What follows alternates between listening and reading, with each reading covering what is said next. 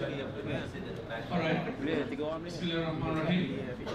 Let us begin our talk today by reciting Surah Al-Fatiha.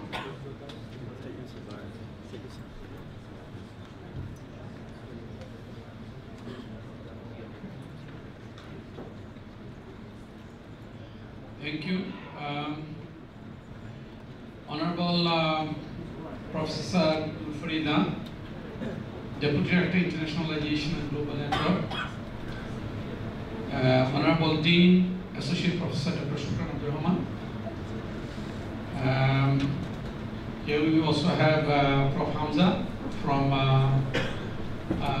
Halal International Institute of Halal Research, Honorable Professor Jamil Frueh from the Bridge Walter College, Virginia, Professor Wabuddin, Deputy Dean Postgraduate and Research, Professor No, Deputy Dean Student Affairs, Head of the Department of Political Science, Dr. Rabia,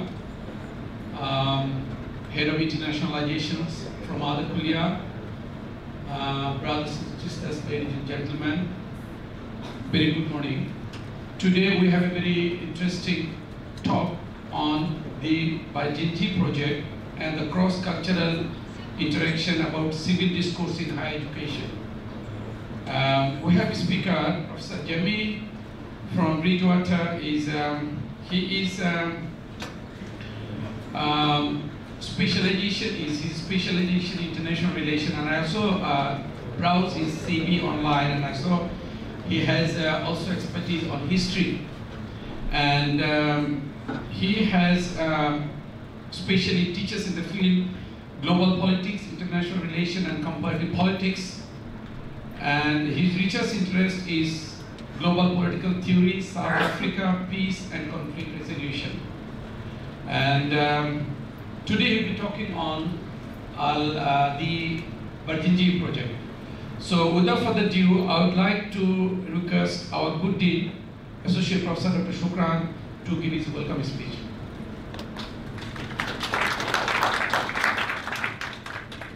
Thank you, Mr. Kudus.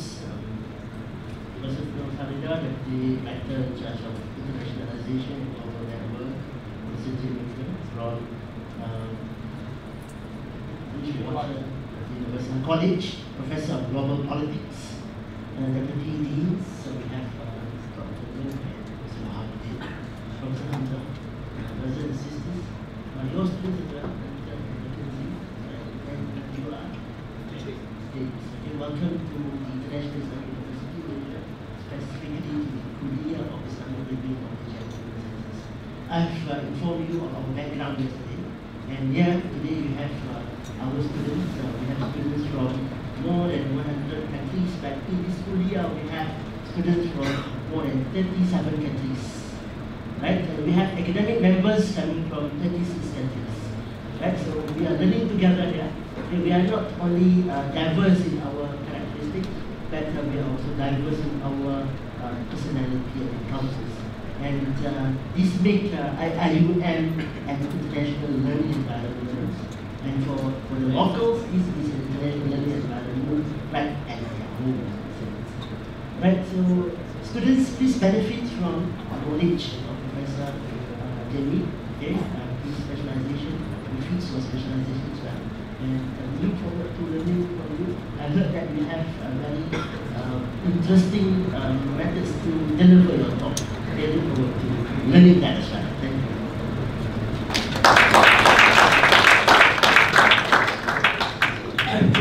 Thank you, Dr. Shukran. We have a few more. I'm sorry. Now I would like to request for Farida to give your opening remarks.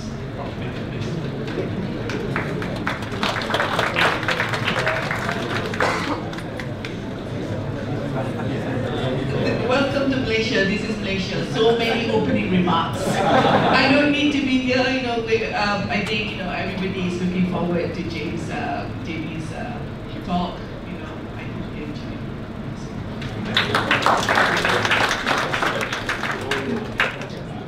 All right, thank you. I think this is the time for Prof. Jemmy to deliver your talk. Please welcome.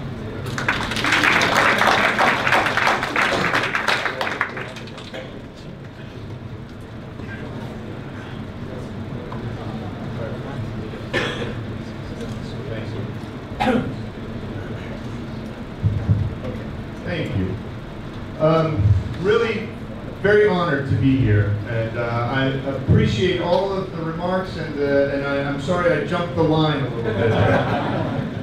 I'm here because I want to talk a little bit about why I'm here.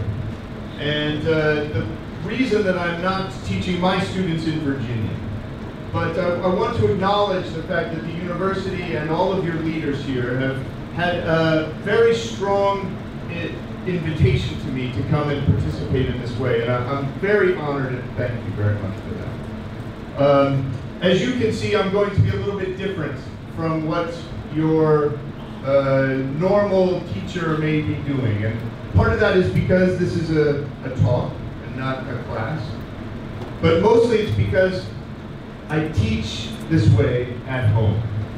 And the purpose of the Barzinji project is to honor Dr. Professor Jamal Barzinji, who was a dean here at IIUM for 4 years in the 90s.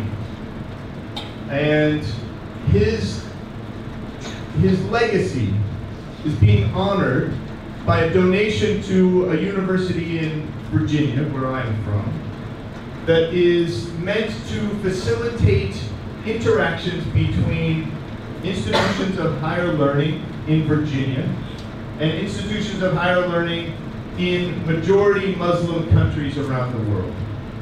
So my students, the delegates from Virginia, were just in Sarajevo in Bosnia, visiting the University of Sarajevo. And then we came here, and the delegates from IIUM and the University of Sarajevo came to visit our campuses in February. Prof. Hamza was part of that delegation. And we are here to talk about what makes us the same and what makes us different in terms of being institutions of higher education. We are here to learn from you. And I have learned so much just in the last day that I've been on your campus. I am part of the way I think about the world is looking for opportunities to learn. And this is by far, I think, the best way to learn. To interact with people and institutions that are different from me and my institution. To have opportunities to come and be uncomfortable. I know that sounds kind of strange. Why would you seek out a reason to be uncomfortable? But it's part of the process of learning. And the Barzinji project is meant to participate in this. I want to say also that this is not, I'm here to speak for myself. I'm not here to speak for the Barzinji project or my university or even my students as they participate. And so I want to make sure that you understand that I'm here to speak to you as me, as Jane. So I said some of, let's see, there are 4 universities. I said some of this already. I want to give you some background. But I also want to start by telling you a story. First I should start by telling you a joke. That's the way. They teach you public speaking, you start with a joke. It makes everybody feel relaxed. Why did the boy take a ladder to school? Because it was a high school.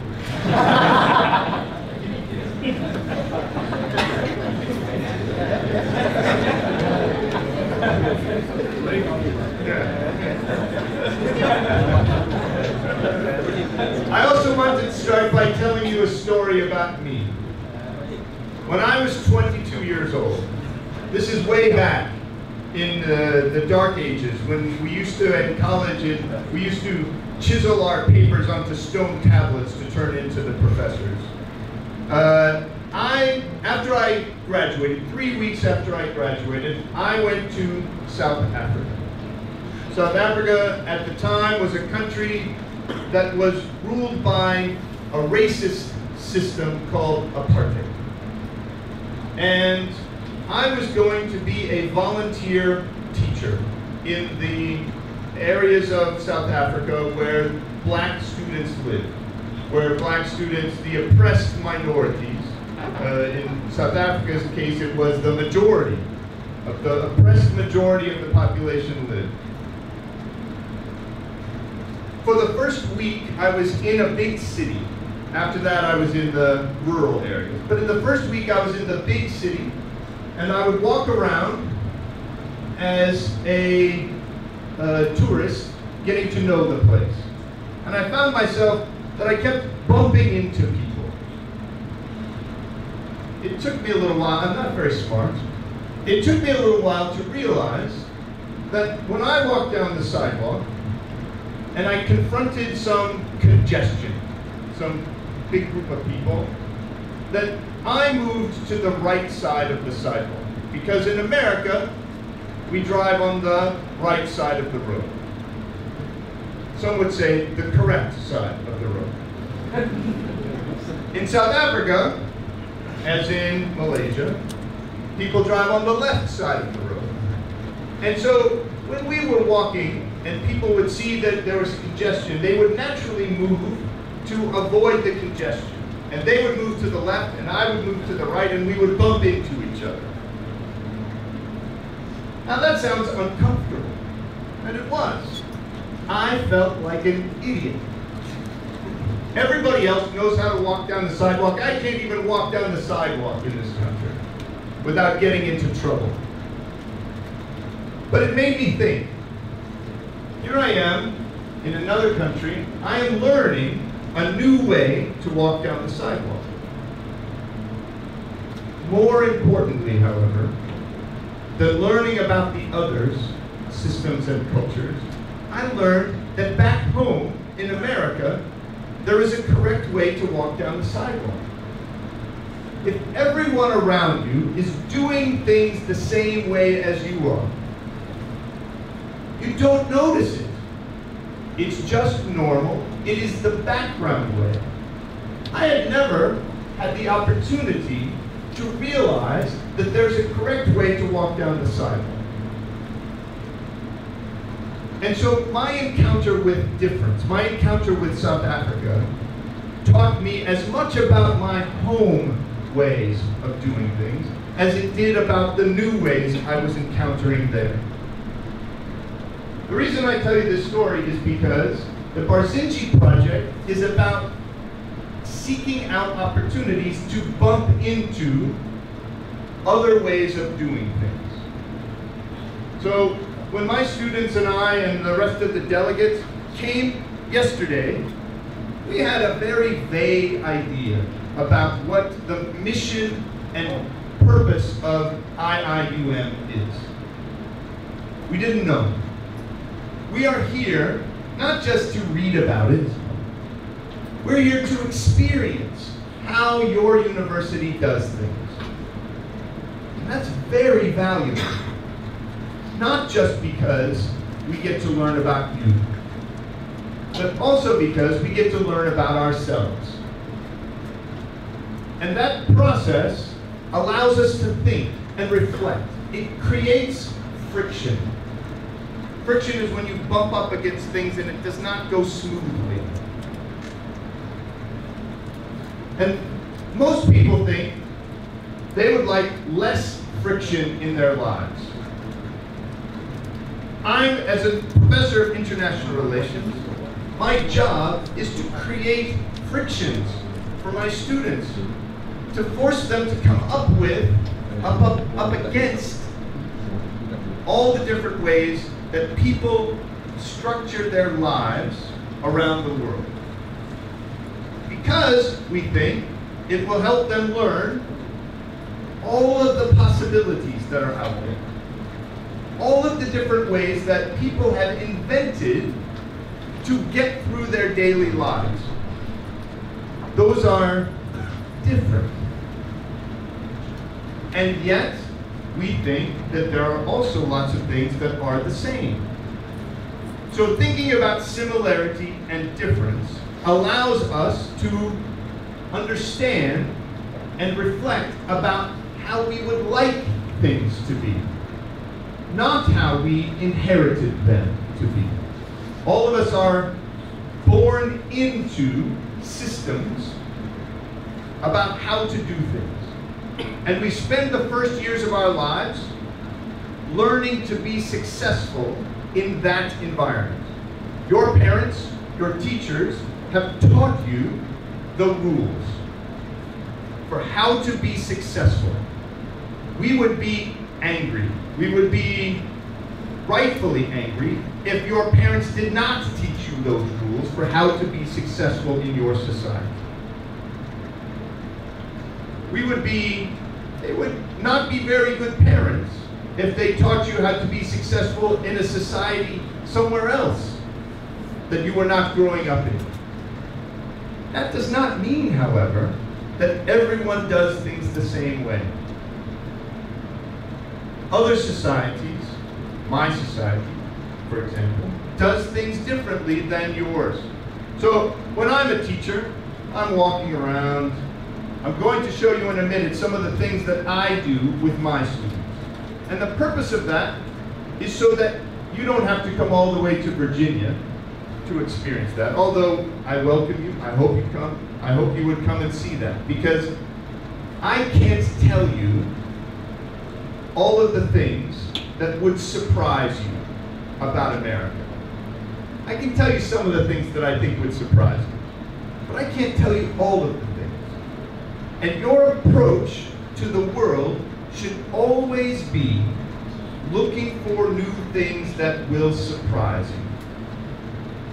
Those surprises may be good surprises, and they may be frustrating or bad surprises. But it is through things that challenge us that we learn new ways to be. We learn to expand and to grow. And that's what education is about. Expanding and growing. So, the delegates benefit in at least two ways from being here.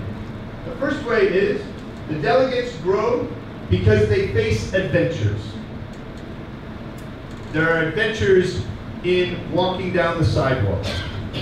There are adventures in eating. There are adventures in toilets. There are adventures in meeting new people and not knowing when to stand up to come up to give your presentation. Those are adventures, and I'm growing as a result of being here.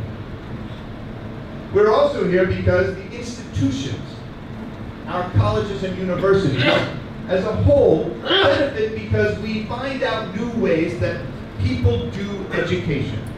Somewhere in Malaysia, as I'm sitting in my office in Virginia, somewhere there's a school in Malaysia that is teaching students. I wonder how they do that. And coming here and seeing how you do education allows me to be more creative, to realize that I'm doing things at my university that are not necessary. They're not required to do as part of an education.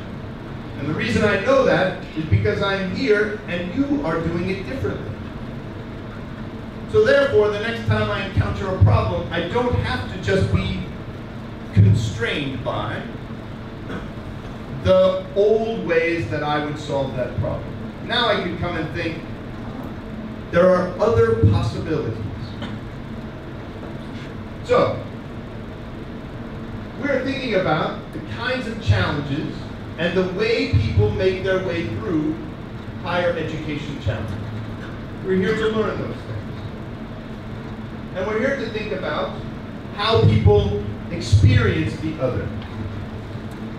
If this was my class in Virginia, we would spend some time talking about it. Right now, I'm just going to give you that question, these questions. And if you want, I want to leave time at the end for you to come up and ask questions, but I also want you to come up and tell me things. Remember that I am here to bump into you. This is not just about me telling you how you should do things. We are different. That is valuable. And I want you to help me go back to Virginia with more experiences, more understanding. So if people come up to this microphone once I'm finally finished talking and have things to say, it does not have to be a question. You can tell me things that you were thinking as I was talking, and that will help me. So, let's think about this right now. Here's an activity I would like you to do. I would like you to organize yourselves into groups of 3. Just turn to the people around you. In my classroom, we would move the chairs around. And I would give you a chance to move around the room, but we don't have time. So I'm going to say, I want you to talk to each other. And the reason for this is because there are too many people in here, and if I asked a question, only 2 or 3 people would get to talk. As a professor, my job is to give my students practice doing the kinds of things that will make them successful in the world, in my society. In my society, you will be successful if you are able to interact with people in conversations about difficult topics, if you are able to express your own opinions about things. So if only 2 or 3 people got a chance to express their opinions, the other 98 or 97 of you would not. I'm here about practice. So, I'm going to give you 3 minutes, not very much time, 3 minutes to work together to come up with answers to a couple of questions. Please pay attention to the process as much as the content. What I mean by that is, you are going to talk to each other about things, about questions. So you're going to be thinking about the answers that you think to those questions. But I also want you to think about, on a higher level, how are we talking about this? What is the process we go through as a group of people to come to an answer? In this case, 2 answers. What do you imagine makes you the same as my students in Virginia? How are you similar to? You're all college, they're all university students. All of you have that title, university student. So we know that there are some things that make you the same. What are those? And what do you imagine makes you different from my students? You have 2 questions, 3 people. You're going to organize yourselves, and you're going to do it now.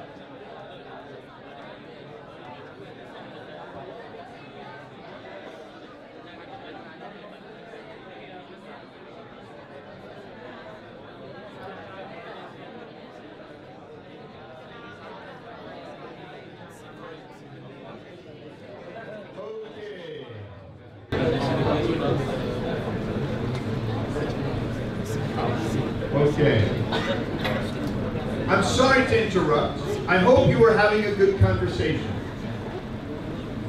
In fact, I'm not even going to ask you what you were talking about. And the reason for that is because it doesn't matter. The purpose of the activity was not to come to the right answer. The purpose of the activity was to give you experience talking to people about these ideas, to generate in your mind thoughts, and to give you practice expressing them. On one level, I'm very interested. I would really like to know what you were talking about. On another level, that was not my job. The reason I did this exercise was because I, as a professor, am invested in you. Learning to think, learning to express your thoughts, and giving you practice doing that. It is not so that I can take all of this knowledge that exists in my brain and transfer it into the brain, into your brain. That will happen.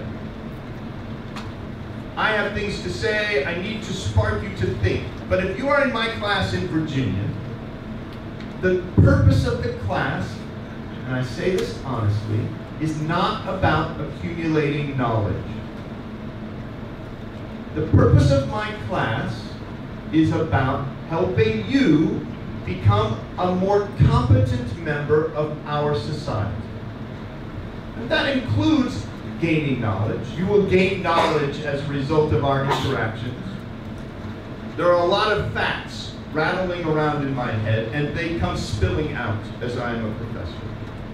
And I do that consciously. I plan these things. I know what I want to say.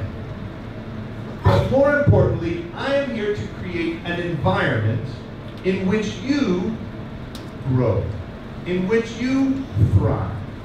And that means it's not always about me and the many facts that are rattling around in my head.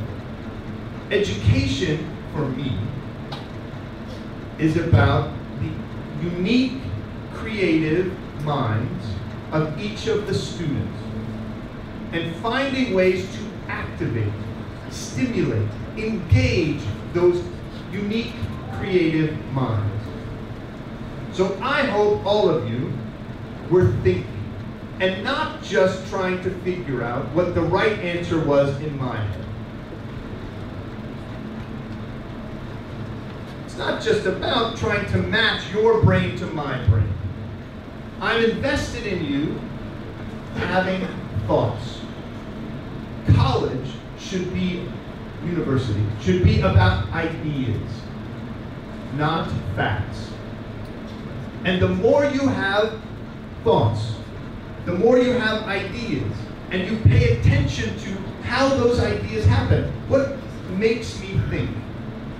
How do I work? What makes me be creative and thoughtful? What makes me learn? We want you to pay attention to those processes. Because for me, in my education system, in my college, it's more about those processes than it is about the knowledge. Now, I don't want to give you the impression that I don't give exams about knowledge. There are wrong ways to do things. And I don't want you to go off into the world with wrong things. But if we only focus on the knowledge, then we miss the opportunity to invest in you as an individual. And in America, it's about the individual becoming an active agent, meaning a creative, thoughtful person in society. Our system in America is not built around groups, or it's built around individuals who can go out to be successful. And I think I have a pretty good idea of what would make my students successful.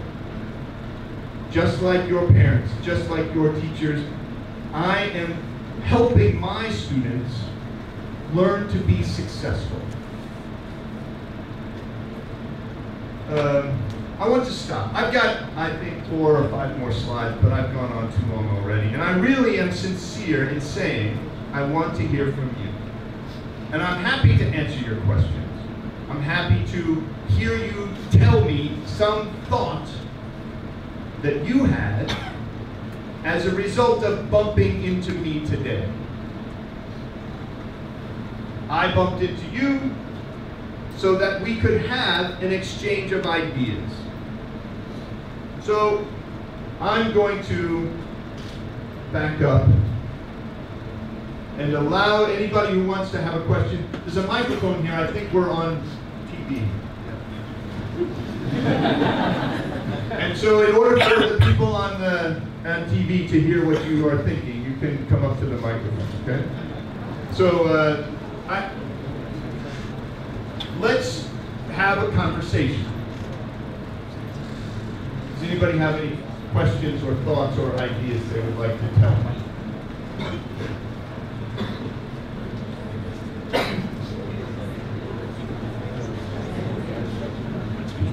If you don't come up, I'm just going to have to give you another bad joke. So that's a threat.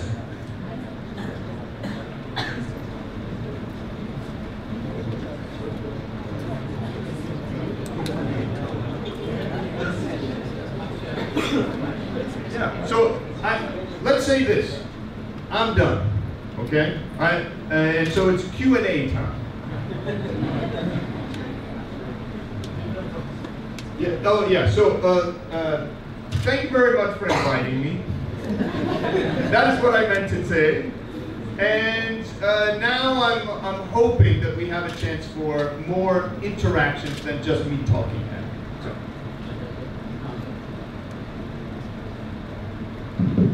All right, thank you very much, Professor Jami. I think we have time for Q&A.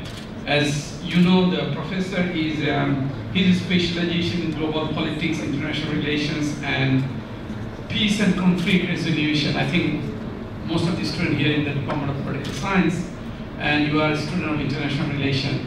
So you might have some question in your mind. I think it's the right time. The professor of peace and conflict here, professor of international relations here, that's why the professor provoking you to ask the question. And we also put this slot, Q&A session. Anyone, please?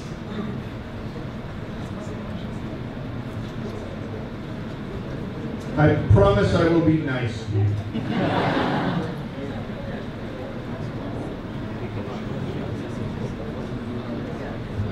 Sir, here's a question.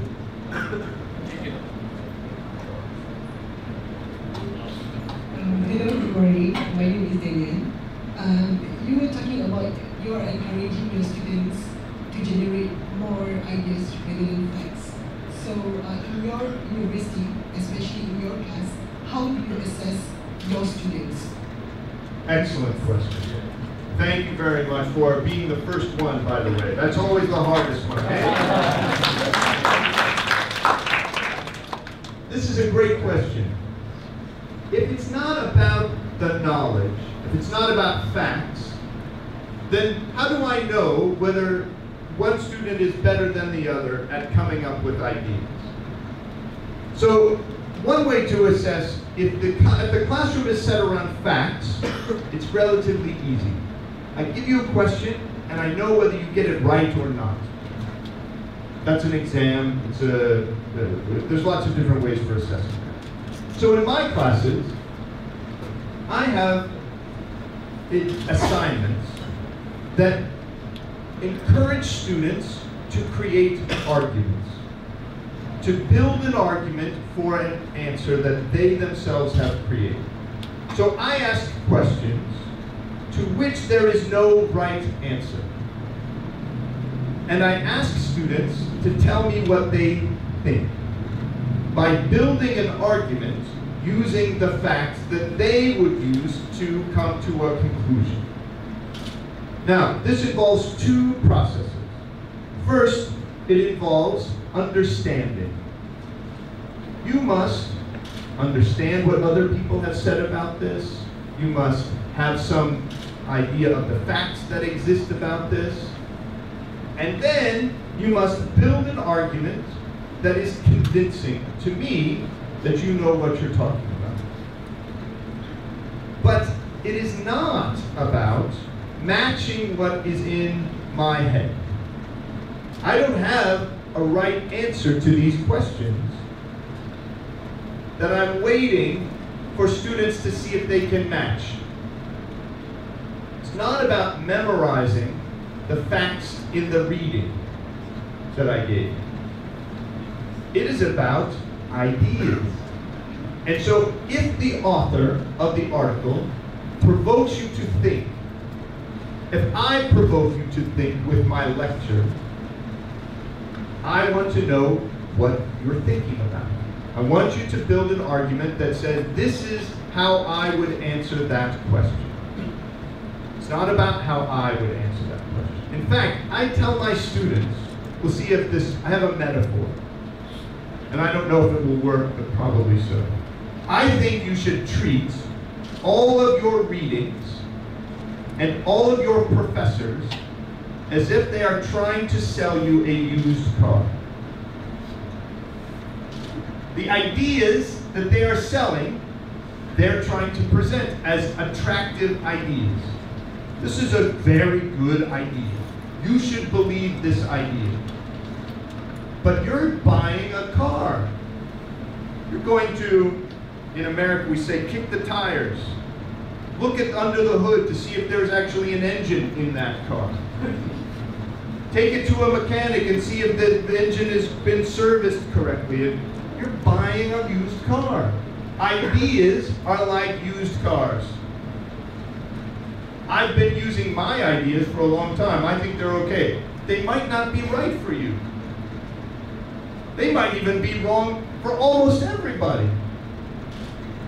And so your job is not to accept my used car.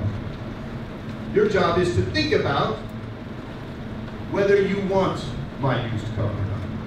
So critical thinking, and that applies not just to things I don't like. Your critical thinking should apply to me. Your critical thinking should apply to the readings I give you. You should be practicing those processes in order to understand how to be a successful adult in our society. So I'm trying to assess, can you think about what I've given you and tell me what you think about what you've read? So thinking and explaining. And I try to build assignments that are about thinking and explaining. Good. I don't have a watch, so someone's going to have to tell me if I have to stop. Just give me more time. Anyone have any other question? Yes, please.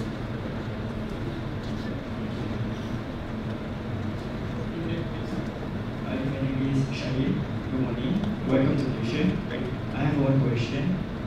Based on your observations, what do you see the similarities and differences between your students in Virginia and IUM students so far? Excellent.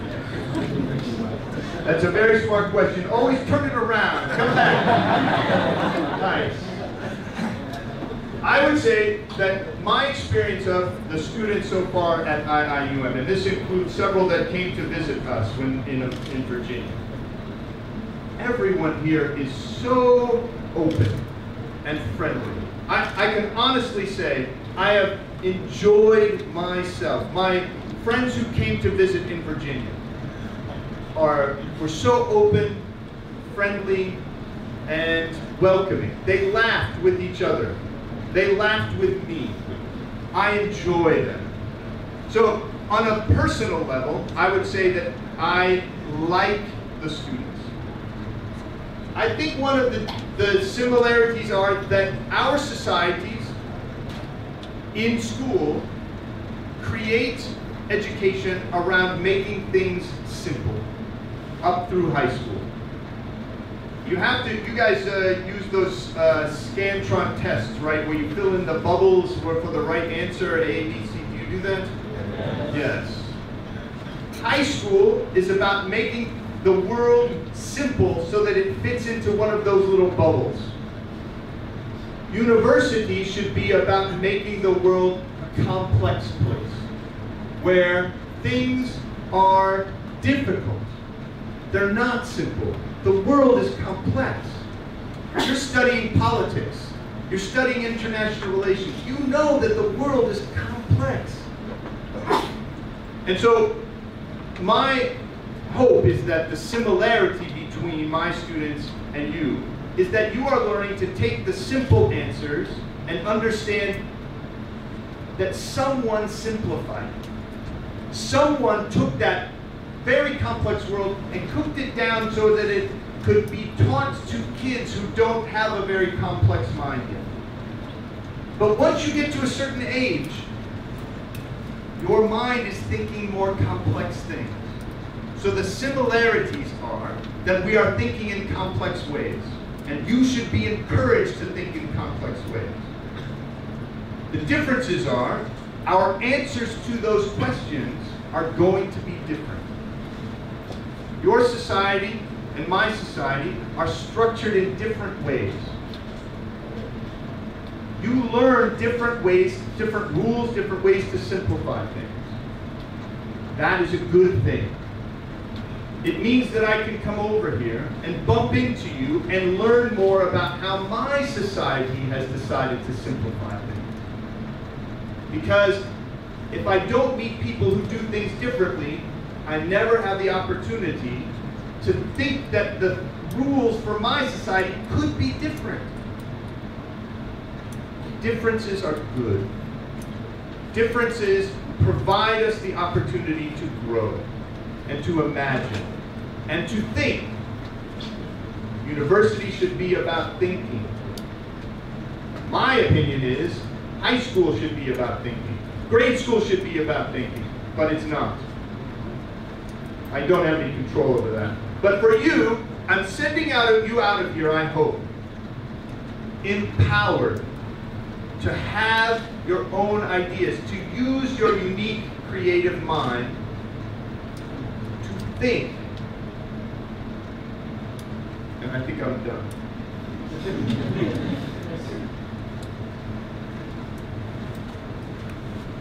Any other question? I'm not sure whether we are eligible to ask a question because this. All right, thank you. Thank you. Yesterday in my class, one of my students asked me a question. Actually, I don't have that clear answer, as I found the professor of international relations, peace and conflict. I think this is the right place to ask the question. The question is, what is the limit of difference and similarities? Given the example, you say creativity, innovation, difference is always good. Now, when you teach the student PPP, public-private partnership, one of the issues I used to teach the student is how the government and private sector are working together and bringing the creativity. Then one student, brilliant student, raised the question, black water. I think we know the black water, not the water bridge, black water. They say, now the world is privatized, and privatizing the issue. What is the limits of creativity, innovation, differences? Thank you. Excellent question here too. Yes. So I am willing to admit right off the bat that creativity is risky. What you're saying is, I trust you to think up new ideas. My culture is built as a liberal Western culture. It is built around the idea that the people are smart. Not every person. There are plenty of Homer Simpsons running around in America. There are plenty of creative people who do bad things like Blackwater. But in the long term, my society is built around the idea that the people are smart. And that because we teach people to be critical thinkers, that if someone comes up with a Blackwater idea,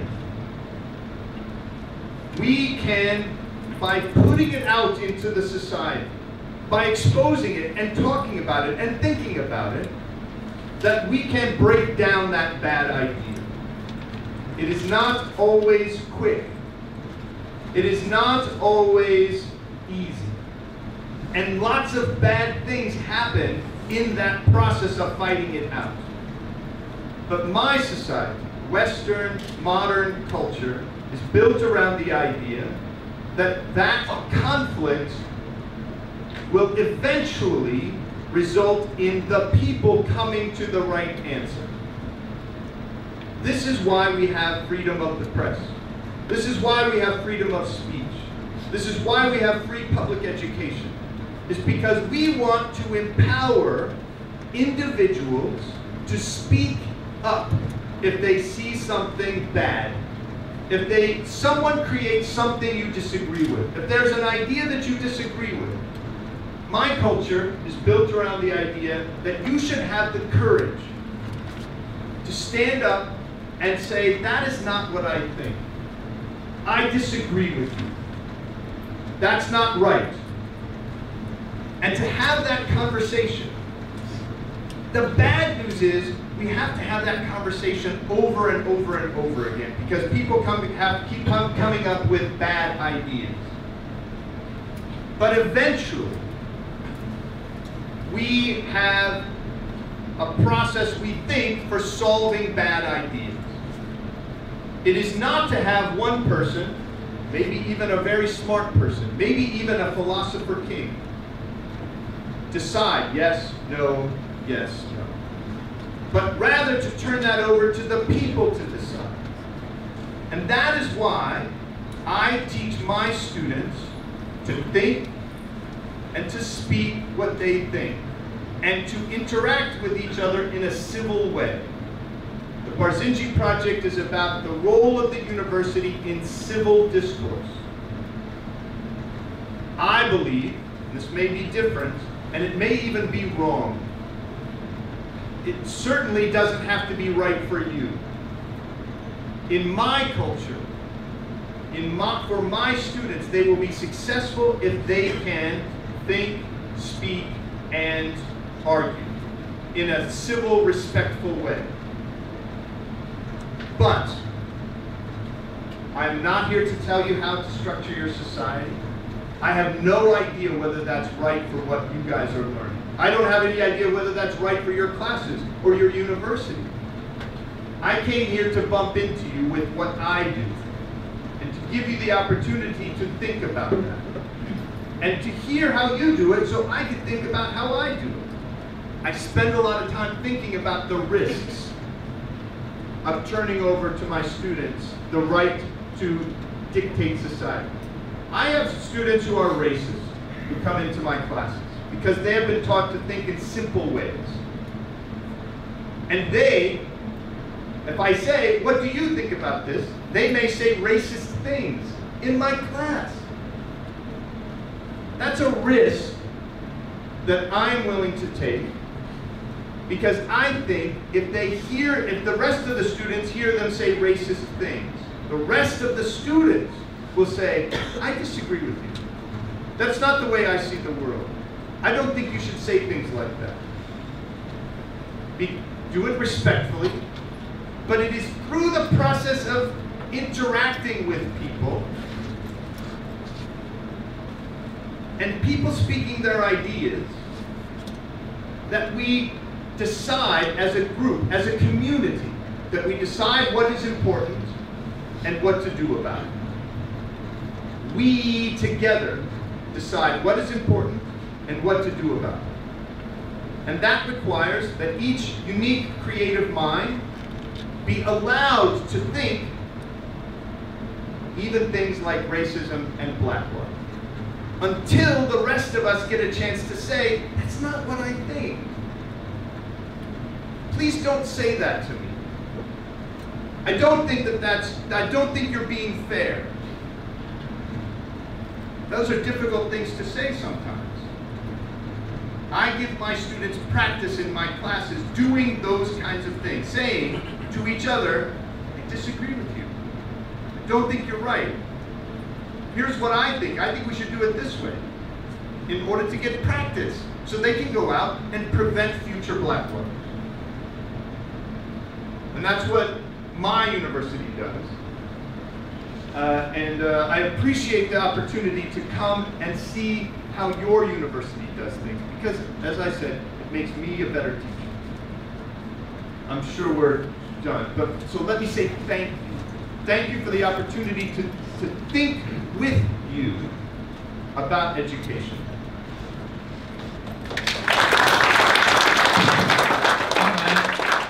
We are coming in to our session. Once again, thank you very much, Professor Jamil, for your presence here, a wonderful deliberation.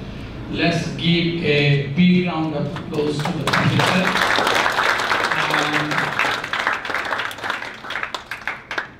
As the time is very tight, and I was told to finish the program by 10, and there'll be a photograph session.